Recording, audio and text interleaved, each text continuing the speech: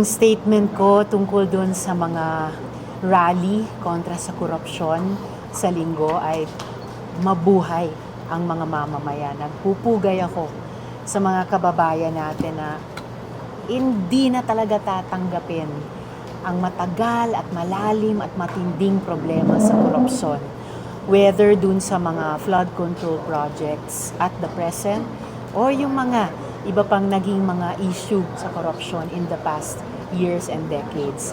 And balita ko dire sa Bacolod, sa Negros Occidental or sa Negros Island region, may ilulunsad na citizens anti-corruption investigating body and process the very day after nung mga anti-corruption rally. So, ang mensahe ko, lalo na sa ating mga kabataang Filipino, mga estudyante, sana sumali kayo dun sa mga anti-corruption rallies sa September 21, makasaysayang petsa ng anibersaryo ng pag-impose ng batas militar way back in the 1970s. And now, half a century later, nagsastruggle pa rin tayo dyan sa issue ng corruption. I hope yung mga kababayan and especially young people patuloy na mag-engage sa napaka-importanting labang ito. Also through yung mga citizen investigating bodies and processes tulad ng ilulunsad dito sa Negros.